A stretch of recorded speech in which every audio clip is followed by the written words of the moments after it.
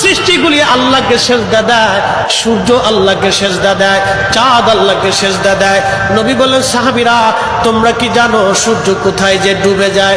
সাহাবীরা বলেন, আল্লাহ রাসূলু আলাম, আল্লাহ জানে এবং নবী ভালো জানে।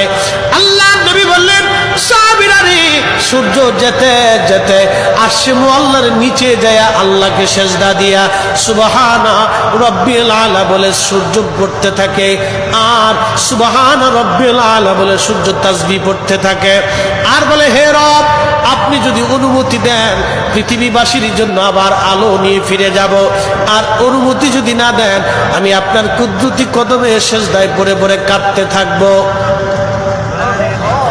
আল্লাহ নবী বললেন, সূর্য থেকে আমার রব অনুমতি দেওয়ার কারণে সকালবেলা তোমরা সূর্যের আলো পাও, কিয়ামতের পূর্ব সময় অনুমতি দেবে না, দেবে না, দেবে না।